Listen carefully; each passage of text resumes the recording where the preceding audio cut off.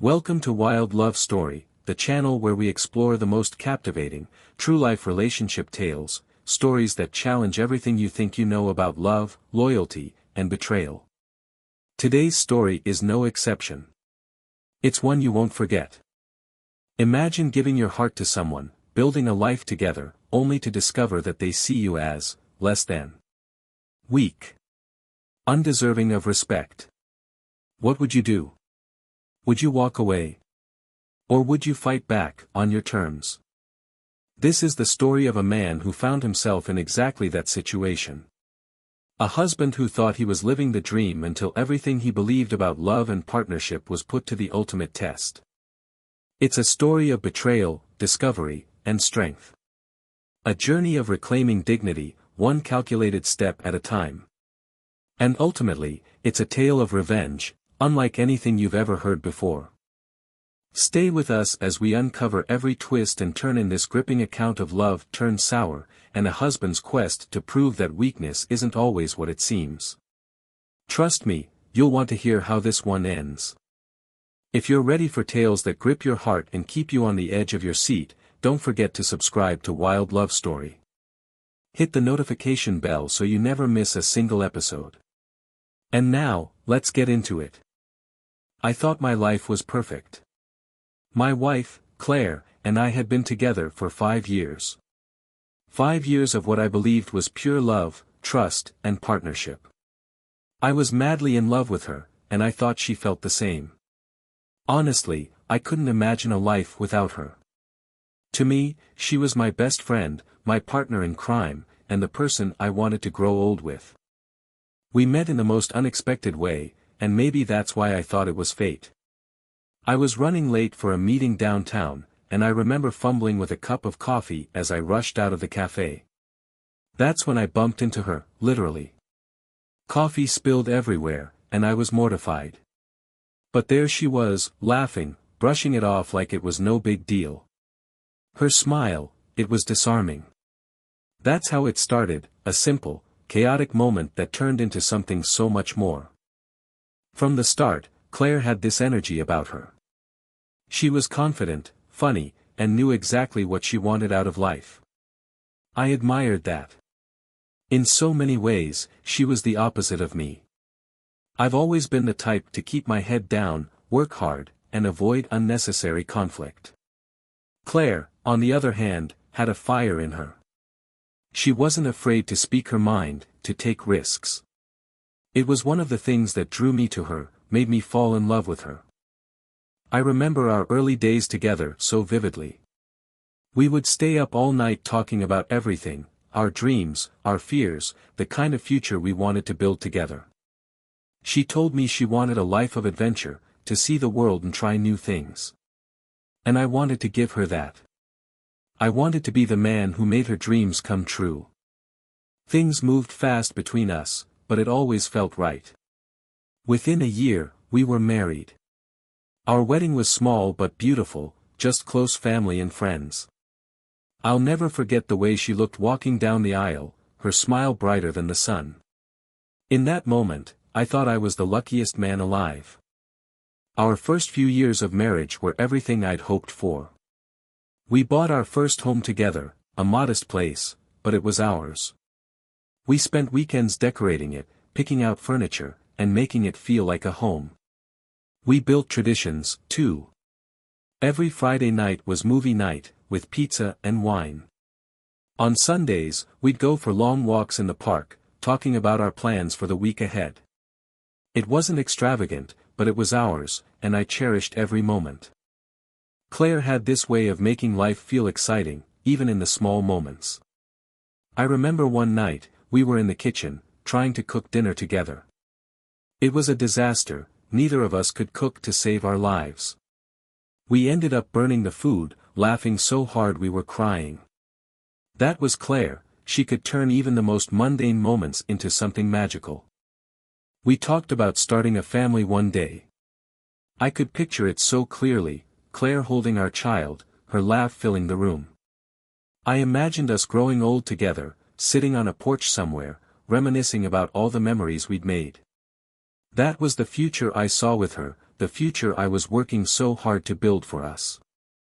I worked long hours to make sure we were comfortable, to give her the life she deserved. She always said she appreciated it, that she was proud of me. And I believed her. I wanted to believe her. Because for me, her happiness was everything. If she was happy, then I was happy. That's how it was supposed to work, right? There were moments when I'd look at her, and my heart would feel so full it was almost overwhelming. I loved her with every part of me, and I trusted her completely. She was my Claire, my world. And I thought I was hers too. Looking back now, I wonder if I was blind, or maybe I just didn't want to see it. Maybe I ignored the signs because I didn't want to believe that the life we built together wasn't as perfect as I thought it was. But in those moments, in those years, I believed in us. I believed in her. And I believed that what we had was real. But belief can be a dangerous thing. Especially when the person you believe in doesn't see you the same way. It didn't happen all at once. There wasn't some dramatic revelation or earth-shattering moment. It started with little things I didn't even recognize as cracks at the time. It was gradual, so gradual that it felt almost unnoticeable, until it wasn't. It was in the way she rolled her eyes when I told her about my new business idea. I had spent weeks preparing, putting together a plan that I thought would excite her as much as it excited me. But when I shared it with her, she barely looked up from her phone. Then came that dismissive chuckle, followed by, "That's cute. But don't you think you're overreaching?" Cute. That word stung more than I wanted to admit. I laughed it off, told myself she didn't mean anything by it. But the feeling lingered. Then there was the way she talked about weak men when she was with her friends. I didn't think much of it at first. It was just banter, I told myself. Everyone jokes around about their partners sometimes. But one night, as I walked into the living room to grab something, I overheard her say, "Oh, don't worry about him. He's harmless." Harmless. I froze for a moment, wondering what she meant by that. She saw me standing there and quickly changed the subject, her tone suddenly lighter, almost too cheerful. I didn't ask her about it. I didn't know how. Looking back, I realized those weren't harmless moments. They were signs, tiny, almost imperceptible signs that something wasn't right. But I ignored them. I told myself that every couple has their quirks, their ups and downs. I wanted to believe that we were fine. That she loved me as much as I loved her. But the truth was, things were shifting, and I didn't know how to stop it. It was in the way she dismissed my ideas, my thoughts, my feelings. At first, it was subtle, an offhand comment here, a shrug there. But over time, it became more frequent, more pointed. Like the time I told her about a small promotion I had received at work. I was excited, proud of myself. But instead of celebrating with me, she said, "That's great, but is that really the best you can do?" It was like she had this way of turning every win into something less. I started noticing how she talked to me, how her tone had changed. There was a sharpness to it, an edge that hadn't been there before. It was as if nothing I did was ever quite good enough. If I cooked dinner, she'd point out that I left the kitchen messy. If I cleaned the house, she'd comment on the one corner I missed. It wasn't outright cruel, but it was constant. And it was exhausting. One night, I tried to bring it up, to tell her how I was feeling. I remember saying, "Claire, I feel like I can't do anything right in your eyes." She laughed, a short, cold laugh, and said, "Oh, don't be so dramatic." Dramatic. That word stuck with me. I didn't know how to respond, so I dropped it. I told myself I was overreacting, that I needed to toughen up. But deep down, I felt something breaking inside me. There were moments that felt almost calculated, though I hate to say it. Like the time we were at a dinner party with friends, and someone asked about my plans for the future. Before I could even answer, Claire jumped in and said, "Oh, he doesn't really think that far ahead. Everyone laughed, and I forced a smile, but inside, I felt humiliated. She didn't even seem to notice, or maybe she did. At first, I thought these moments were isolated, unintentional. But as they piled up, I started to wonder. Was this who she had always been? Or was I just now seeing a side of her that had been there all along? It's a strange feeling when you start questioning the foundation of your relationship, when the person you thought you knew begins to feel like a stranger. But even then, I didn't confront her. I didn't know how to. Or maybe, deep down, I was afraid of what I might hear. I think what confused me the most was that she wasn't always like this. There were still moments of kindness, of laughter. She would still hold my hand in public, still kiss me goodnight. It was like she knew just when to pull me back in, to make me believe that everything was okay. And I wanted to believe it. I wanted to believe that the woman I fell in love with was still there, that we could get back to the way things used to be. But those moments were fleeting, like flickers of light in an ever-growing darkness. I started questioning myself. Was I the problem? Was I not enough? Maybe I was too sensitive, too needy. Maybe she was right to feel the way she did. I spent so much time trying to be better, to be what I thought she wanted me to be. But no matter what I did, it never seemed to be enough. It was easier to ignore the cracks, to pretend they weren't there. But the thing about cracks is that they don't just go away. They grow. And eventually, they become impossible to ignore. I think deep down, I knew it was coming, that moment when everything I had ignored, everything I had pushed aside, would finally demand to be acknowledged. But knowing doesn't make it hurt any less. And when it happened, it shattered everything I thought I knew about us. It was late, sometime after midnight. Claire was in the living room, on the phone with her best friend. I was in the bedroom, trying to fall asleep, but her voice carried through the walls. At first, it was just casual conversation, the usual chatter about work and mutual friends. I wasn't paying much attention, until I heard my name. "Oh, he's fine," she said, her tone light, almost dismissive. "Still trying to be the perfect husband, you know. He's so predictable." I sat up in bed, my heart beating a little faster. Predictable. That word hung in the air, and I couldn't shake the feeling that it wasn't meant as a compliment. And then she said it. The words that would replay in my head over and over again for days, weeks, months after. "He's too soft. He'll never stand up to me. I can get away with anything." I froze. For a moment, it felt like the world stopped spinning. Too soft. I'll never forget the way she said it, like it was a fact, like it was something she had known all along. I sat there in the dark, trying to process what I had just heard. She didn't respect me. She didn't see me as her partner, her equal. To her, I was weak. Someone she could control, manipulate, take for granted. I wanted to burst into the living room, to confront her right then and there. But I didn't. I don't know why. Maybe I was afraid of what else she might say, what truths might come out if I pushed her. Or maybe I just didn't know how to face the reality of it all. So, I stayed there, sitting on the edge of the bed, staring into the darkness, while her laughter echoed through the walls. I couldn't sleep that night. I lay there, replaying the conversation in my head, dissecting every word, every tone. It wasn't just what she said, it was how she said it. So casual, so indifferent. Like my feelings didn't matter, like I didn't matter. And the more I thought about it, the angrier I became. This was the woman I had given everything to. The woman I had sacrificed for, worked for, loved with every part of me. And this is how she saw me. I started thinking about all the things I had done for her, all the times I had put her needs above my own.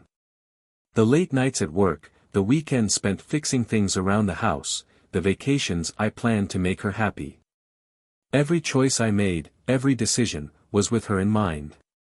And for what? So she could laugh behind my back and call me soft. So she could belittle me to her friends and feel superior. The betrayal cut deeper than I thought possible. I think what hurt the most wasn't even the words themselves. It was the realization that she had been feeling this way for a long time. That every time she smiled at me, kissed me, told me she loved me, it wasn't entirely real. How long had she thought of me as weak? How long had she been pretending? And why hadn't I seen it? Was I really so blind, so desperate to hold on to the image of a perfect marriage, that I ignored the truth staring me in the face? I spent the next few days in a fog, barely able to focus on anything. I went through the motions, work, chores, conversations with Claire, but it all felt hollow. Every time she spoke, I found myself questioning her words, her tone, her intentions. Was she being genuine? Or was she playing a role, saying what she thought I wanted to hear while secretly thinking I was beneath her? I started replaying moments from our past, looking for clues I had missed. The way she laughed when I tried to surprise her with breakfast in bed but burned the toast. The time she told me she didn't think I'd ever be able to handle a leadership role at work because I was too nice. The subtle, almost imperceptible shifts in her tone when she talked to me versus how she talked to others. It was all there, hidden in plain sight. I just hadn't wanted to see it. That night changed everything for me. It was like a switch flipped in my mind.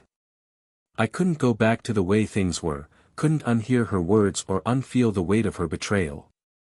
But I also couldn't confront her, not yet. I needed time to think, to figure out what I wanted, what I needed to do next. All I knew was that something had to change. I couldn't keep living like this, pretending everything was fine when it wasn't. For years, I had put her happiness above my own. I had sacrificed so much to build a life for us, to be the husband I thought she wanted. But now, I realized. I didn't even know who I was anymore. I had lost myself in this marriage, in trying to be enough for her. And for what? To be called weak? To be taken for granted? No. I couldn't do it anymore. Something had to give. And if she thought I was too soft to stand up for myself, she was about to find out just how wrong she was.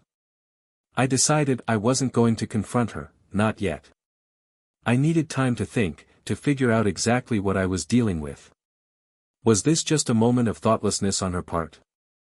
Or was it something deeper, something that ran through the very foundation of our marriage? The more I thought about it, the more I realized I needed answers. Real answers. And I couldn't get those if I tipped her off. That's when I made the decision. I was going to find out everything. How far this went, what else she had said, and, most importantly, what else she had done. If Claire had been hiding this side of herself from me for so long, what else was she capable of? It wasn't a question I wanted to ask, but it was one I couldn't ignore anymore. I started small, looking for signs, little clues that might tell me more about how she really felt about me and our marriage. At first, I didn't find much, just the usual things: her phone left on the counter, her purse sitting open on the table. But then, one evening, I noticed something odd. She was in the shower, and her phone buzzed on the counter. I glanced at the screen and saw a message pop up from her best friend. The preview read, "Did you tell him yet? Did you tell him yet?" The words felt like a punch to the gut. Tell me what? I didn't open the message, I wasn't ready to go down that road just yet.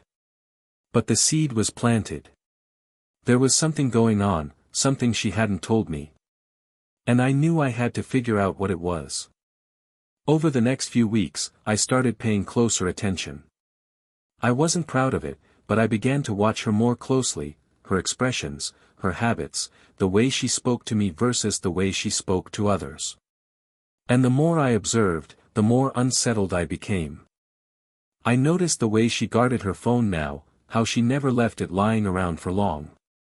I noticed how her tone would change when she talked to certain people, how she seemed different. Lighter. Happier. It wasn't a feeling I could explain easily, but it was there. And it was eating away at me. And then there were the receipts. I found them one day while cleaning out the glove compartment in her car. Dinner for two at a fancy restaurant downtown, dated for a night I knew I had been working late. I remember staring at the slip of paper, my hands shaking, trying to tell myself there had to be an explanation. Maybe she had gone out with a friend. Maybe it was nothing. But deep down, I knew. I knew it wasn't nothing. That discovery opened the floodgates. I started looking through bank statements, credit card bills, things I hadn't really paid attention to before. And what I found, it left me speechless. Lavish purchases I didn't recognize, unexplained withdrawals, and charges for places I had never been. It was as if she had a whole other life, one I knew nothing about. But the financial betrayal wasn't the worst of it. No, the worst came a few days later, when I overheard another phone call. She was talking to someone, I couldn't tell who, and laughing, that same light, carefree laugh I hadn't heard in months. And then she said, "Don't worry, he'll never find out. He's not the type." Not the type. I clenched my fists, feeling the anger bubbling up inside me. What wasn't I the type to do? Confront her? Fight back? Was she really so confident that I would just roll over and let her walk all over me? The thought made my blood boil. I couldn't take it anymore. I needed to know exactly what was going on, and I needed to know now. That night, after she went to bed, I did something I never thought I'd do. I opened her laptop. It was a spur-of-the-moment decision, fueled by anger and desperation. Part of me hoped I wouldn't find anything, that I'd open it up and see nothing but the usual emails and online shopping carts. But what I found, it was so much worse. There were emails, dozens of them, between her and a man I didn't recognize. They weren't explicit, but they didn't need to be. The tone, the inside jokes, the plans to meet up, they told me everything I needed to know. She had been seeing someone else. And from the looks of it, it had been going on for months. My hands shook as I scrolled through the messages, my chest tight with a mix of anger, betrayal, and sadness. This was the woman I had given everything to, the woman I had trusted with my heart, my life. And this is how she repaid me. By sneaking around behind my back, by betraying the very foundation of our marriage. I couldn't believe it. I didn't want to believe it. But there it was, staring me in the face. That night, I didn't sleep. I sat in the living room, staring at the darkened screen of her laptop, trying to process what I had just uncovered. I felt a storm of emotions, anger, hurt, disbelief, but underneath it all, there was something else. A sense of clarity. A realization that this wasn't just about her anymore. It was about me. About what I was going to do next. For years, I had let her walk all over me, let her belittle me, undermine me, and take me for granted. But no more. If she thought I was weak, if she thought I was too soft to stand up for myself, she was about to learn just how wrong she was. That night, as I sat in the darkened living room, staring at the evidence of her betrayal, something inside me shifted. The pain, the humiliation, the anger, it all crystallized into a single thought: I wasn't going to take this lying down. I would show her who I really was. I realized that for years, I had been playing a role in my own life. I had let her define me, let her dictate who I was and what I could be. And in doing so, I had lost sight of myself. But now, with the truth staring me in the face, I knew it was time to change. It was time to take back control, not just of my marriage, but of my life. My first step was simple, but it was the hardest: I had to face reality. I had to stop making excuses for her, stop convincing myself that things would get better. They wouldn't. Not unless I made them better. And that meant doing things I had never done before, stepping into a version of myself that I had hidden away for too long. The first thing I did was get my finances in order. I had always been the primary breadwinner in our marriage, but I hadn't paid close attention to where our money was going. That was Claire's domain. But not anymore. I spent hours going through our accounts, tracking every dollar, every expense. What I found was shocking. She had been siphoning money into a separate account, thousands of dollars I had earned, gone without a trace.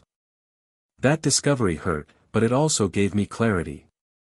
If she was willing to betray me financially, I needed to protect myself. I opened a new account in my name only and rerouted my direct deposit. I started putting money aside, creating a safety net for myself. It wasn't much at first, but it was mine. And that small act of independence felt like the first real step toward reclaiming my life. Next, I focused on myself. For years, I had poured all my energy into making her happy, into building a life that revolved around her. But now, I realized I had been neglecting my own needs, my own dreams. I started going to the gym, something I hadn't done in years. At first, it was just to blow off steam, to channel my anger into something productive. But over time, it became more than that. I started feeling stronger, not just physically but mentally. I was rebuilding myself, piece by piece. I also reconnected with old friends, people I had drifted away from over the years. At first, it was hard to explain what was happening in my life. I didn't want to air my dirty laundry, didn't want to admit that my marriage was falling apart. But the more I opened up, the more I realized I wasn't alone.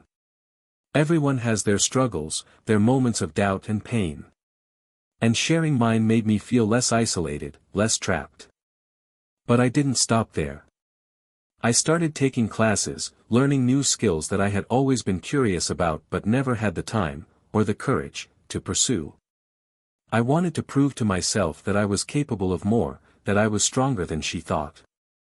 And with every new skill I learned, every new accomplishment, I felt my confidence grow.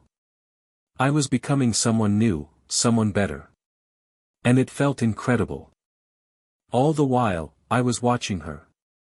I didn't let on that I knew about the affair, about the lies, about the money. I played my role perfectly, kind, supportive, oblivious. But behind the scenes, I was planning. I was preparing. I wanted her to feel what I had felt, betrayed, humiliated, blindsided. But I didn't want to stoop to her level. I wanted my revenge to be calculated, deliberate, undeniable. I started gathering evidence. Every suspicious transaction, every unexplained absence, every message I found on her phone or laptop, I documented it all. I wanted a complete picture of her betrayal, not just for my own closure but for what I planned to do next. I wasn't going to confront her with vague accusations. I wanted irrefutable proof. I wanted her to have no way out, no excuses. But my revenge wasn't just about exposing her. It was about reclaiming my life, about showing her, and myself, that I was stronger than she ever gave me credit for. I started making plans for my future, plans that didn't include her. I reached out to a lawyer, quietly started the process of untangling our lives. It was hard, knowing that I was preparing to end something I had once thought would last forever. But I knew it was the right thing to do. I also started setting the stage for the moment she would realize what I had done. I can't go into too much detail, not yet, but let's just say I wanted it to be unforgettable. I wanted her to see the man she had underestimated, to understand that every decision she had made, every lie she had told, had led to this moment. And the best part? She had no idea. As far as she was concerned, I was still the same soft, predictable husband she had always known. But that's the thing about people like Claire, they get so comfortable underestimating others that they never see the storm coming. And I was the storm. For the first time in years, I felt like I was in control of my life. I wasn't just reacting to her anymore, wasn't just trying to keep the peace. I was making decisions for myself, taking steps to create a future that I could be proud of. And with every step I took, I felt the weight of her betrayal lift just a little bit more. But the plan wasn't finished yet. There was still one more thing I needed to do, one final move that would bring everything together. It had to be perfect, because this wasn't just about her. It was about me. About proving to myself that I was stronger, smarter, better than she had ever given me credit for. That was my goal. And now, it was time to bring everything together. The pieces were in place, and I was ready to execute my plan. But this wasn't about being petty or cruel. This was about justice, about making her see the consequences of every choice she had made and every betrayal she had committed. I started with the evidence. Over the weeks and months that followed, I collected everything I could. Bank statements, email exchanges, receipts, messages, every scrap of proof I could find of her infidelity and financial betrayal. I didn't want to leave anything to chance. I knew that when the time came, she would try to deny it, to twist the narrative in her favor. But with the evidence I had, there would be no room for doubt. I even hired a private investigator, a step I never thought I'd take. It felt extreme at first, but I needed confirmation of things I couldn't see for myself. And sure enough, the investigator found exactly what I suspected. Claire wasn't just emotionally unfaithful, she was meeting someone else regularly. Their reports, photos, and timestamps were the final pieces of the puzzle. Painful, yes. But also necessary.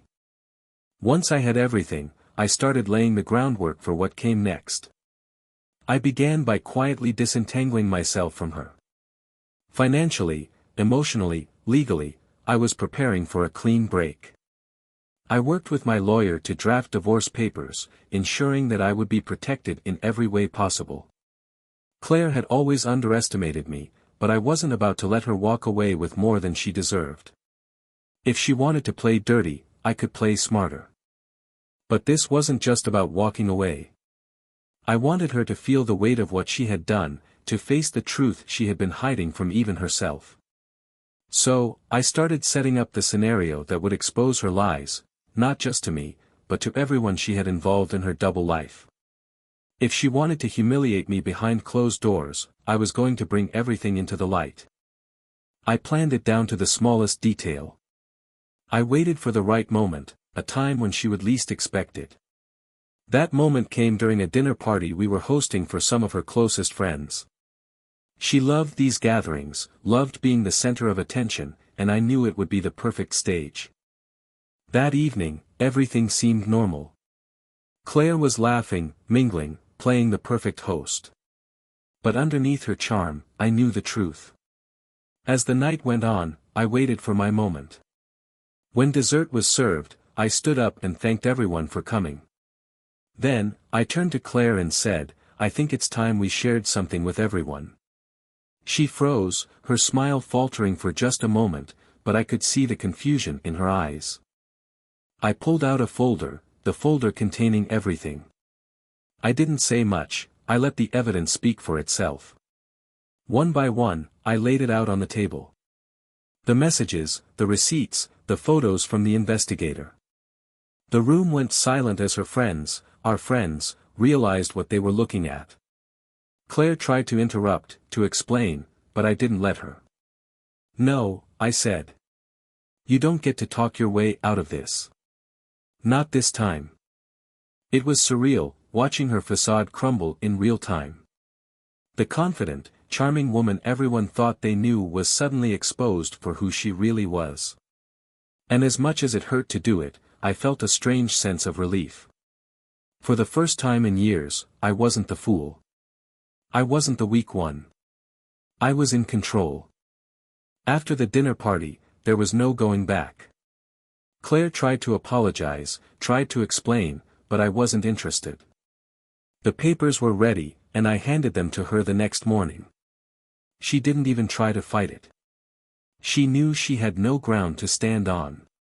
Legally, she left with nothing, no access to my accounts, no claim to the house, nothing but her own mistakes to keep her company. I changed the locks that same day. I boxed up her things and had them delivered to her new address. It was cold, maybe even harsh, but it was necessary. I couldn't allow her to have any more power over me.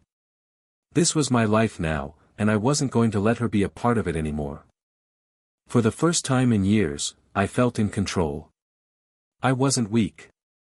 I wasn't the fool she thought I was. I was stronger, smarter, and better than she had ever given me credit for. And as I stood in the empty house, looking at the life we had built together, I felt a strange sense of peace. It wasn't the ending I had hoped for, but it was the ending I needed. People like Claire think they can get away with anything because they mistake kindness for weakness. But what they don't realize is that strength isn't about being loud or aggressive.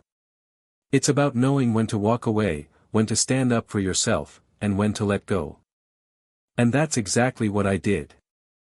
I walked away from the life we had built, from the person I thought she was, and I didn't look back. But endings, even when they're the right ones, are never that simple. There's always fallout, always ripples that extend far beyond what you expect. The morning after I handed Claire the divorce papers, reality seemed to hit her like a freight train. She sat at the kitchen table, staring at the documents, her face pale and her hands trembling. At first, she tried to act like it wasn't happening. "You're overreacting," she said. "We can fix this." But there was no conviction in her voice. She knew, just as well as I did, that there was no fixing what she had done.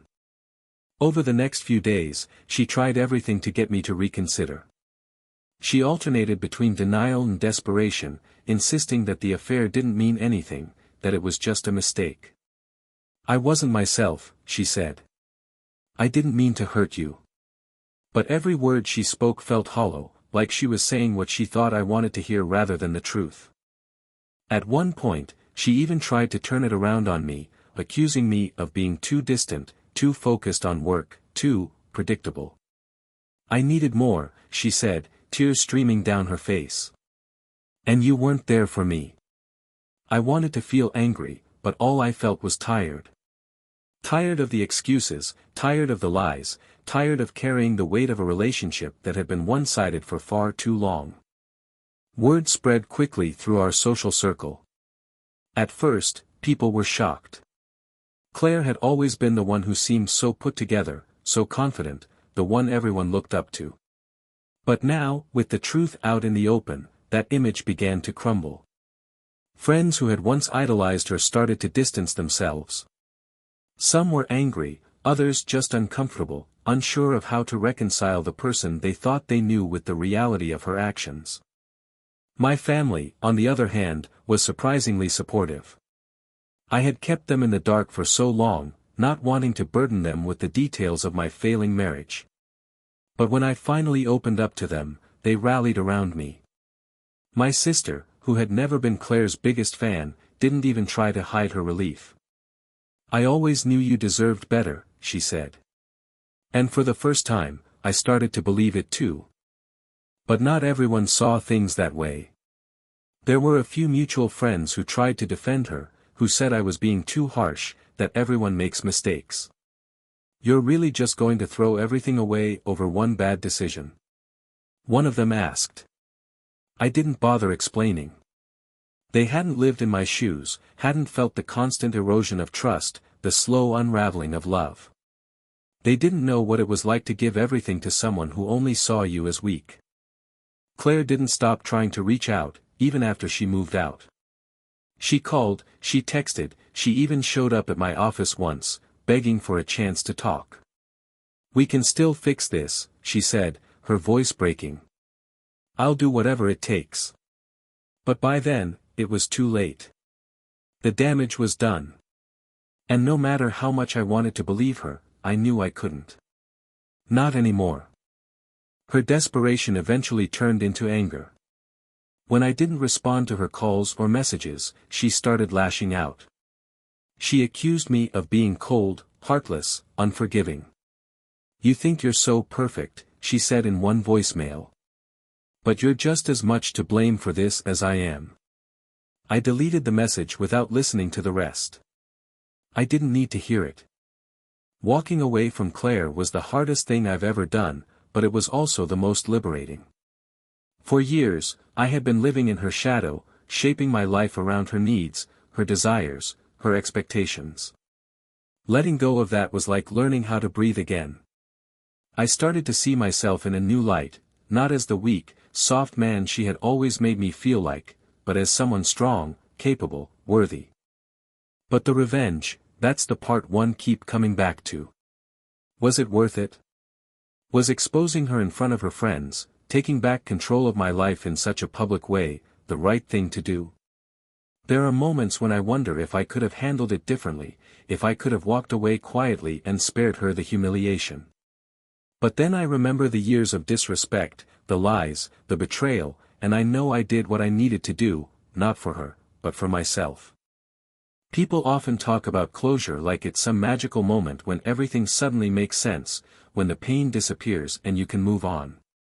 But closure isn't something that happens to you. It's something you create for yourself. And for me, that meant standing up for myself, reclaiming my life, and refusing to let her, or anyone else, define my worth. I don't regret what I did. It wasn't about hurting her or getting even. It was about breaking free, about proving to myself that I was stronger than she ever believed. And I am. For the first time in years, I feel like I'm living my life on my own terms. And that's a feeling I wouldn't trade for anything. But starting over isn't easy. It's not like you wake up one day and everything magically falls into place. The process of rebuilding yourself is slow, messy, and uncomfortable. But it's also beautiful. Because with every step forward, you realize how much stronger you are than the person you used to be. I started with the basics, focusing on the parts of my life I could control. My career was the first thing I tackled. For years, I had stayed in the same role, content to be steady and reliable, never pushing too hard for fear of rocking the boat. But now, I wanted more. I wanted to prove to myself that I could grow, that I could take risks and succeed. I started taking on projects I never would have touched before, big, challenging ones that forced me to step out of my comfort zone. It wasn't easy, and there were times I doubted myself. But every success, no matter how small, felt like a victory. My confidence grew, and before long, my hard work started paying off. I got a promotion, then another. For the first time in years, I felt like I was moving forward, not just standing still. Work became more than just a job, it became a source of pride, a way to redefine myself. I wasn't just the man who had been betrayed, the man Claire thought was weak. I was a leader, a problem solver, someone people could count on. And as my career flourished, so did my sense of self-worth. I realized that I wasn't just rebuilding my life, I was building a better one. But it wasn't just about my career. I knew that if I really wanted to move on, I had to work on myself too. I started therapy, a decision I had resisted for a long time, mostly out of pride. But sitting down with someone who could help me untangle the mess of emotions I was carrying turned out to be one of the best decisions I've ever made. For the first time, I began to understand why I had put up with so much for so long, why I had allowed myself to shrink in a relationship that was supposed to lift me up. My therapist helped me see that my worth wasn't tied to anyone else's opinion of me. That the love I gave to Claire wasn't a weakness, it was a strength. And just because she didn't value it didn't mean it wasn't valuable. That realization changed everything. I started taking better care of myself, both physically and mentally. I stuck with the gym routine I had started during the planning stages of my revenge, but now it wasn't about channeling anger, it was about feeling strong, capable, alive. I took up running, something I had always told myself I didn't have time for. I signed up for a marathon, more as a personal challenge than anything else, and crossing that finish line felt like another step toward becoming the person I wanted to be. I also reconnected with hobbies I had abandoned during my marriage. I picked up photography again, something I had loved in my 20s but had let fall by the wayside. There was something healing about capturing the world through my lens, about finding beauty in the smallest details. It reminded me that life was still full of joy, still worth savoring. As I worked on myself, I also started rebuilding my relationships with others. For years, I had let Claire's opinions shape who I spent time with, often distancing myself from people she didn't approve of. But now, I reached out to old friends, reconnected with family members I hadn't seen in ages. The warmth and support they offered were overwhelming, and I realized how much I had been missing. These weren't just relationships, I had been reclaiming pieces of myself. And then, there were the new connections I made. I wasn't looking for a relationship, not at first. I needed time to heal, to figure out who I was without Claire.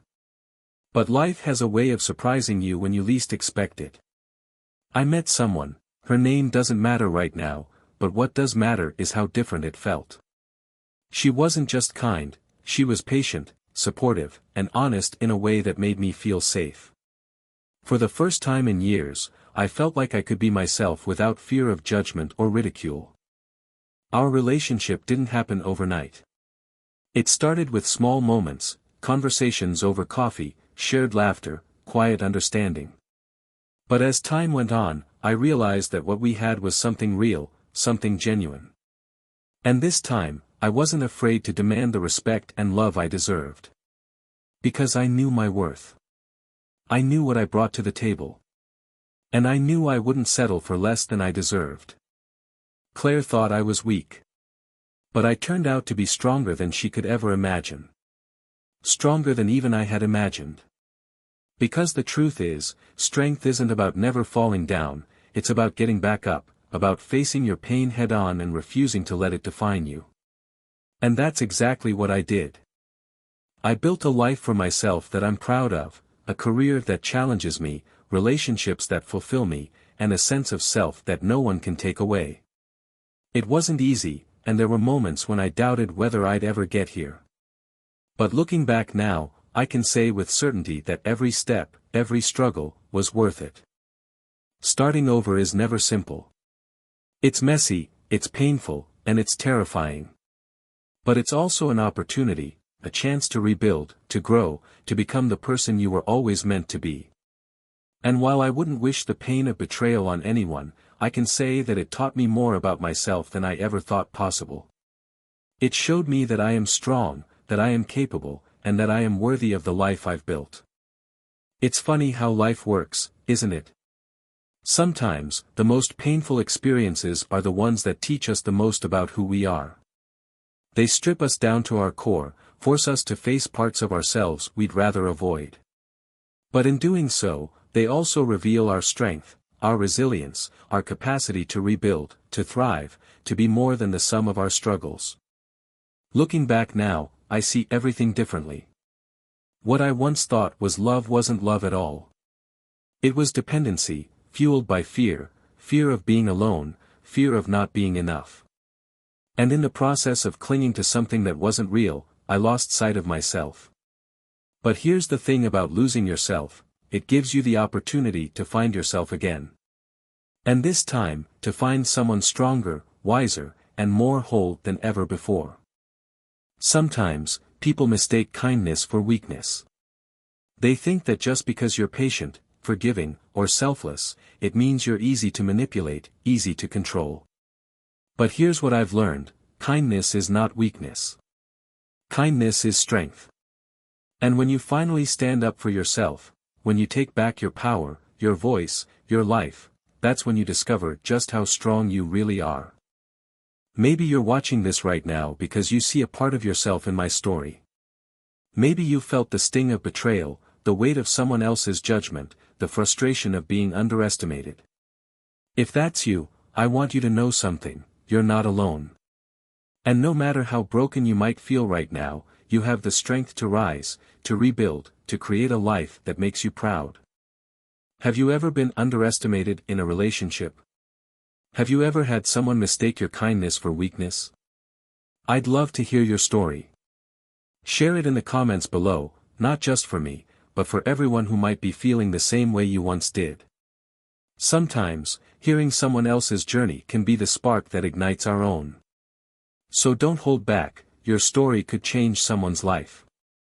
And if this story resonated with you, if it gave you even a little bit of hope or clarity, do me a favor, hit that like button. It might seem like a small gesture, but it helps this story reach more people who need to hear it. And while you're at it, make sure to subscribe to Wild Love Story and hit the notification bell so you never miss another tale. Because here, we're not just telling stories, we're sharing lessons, growth, and strength. Thank you for listening, for being part of this journey with me. Life has a way of testing us, of pushing us to our limits. But it's in those moments of struggle that we find out who we really are. And trust me when I say this, you are stronger than you know. Until next time, take care of yourself and never forget your worth.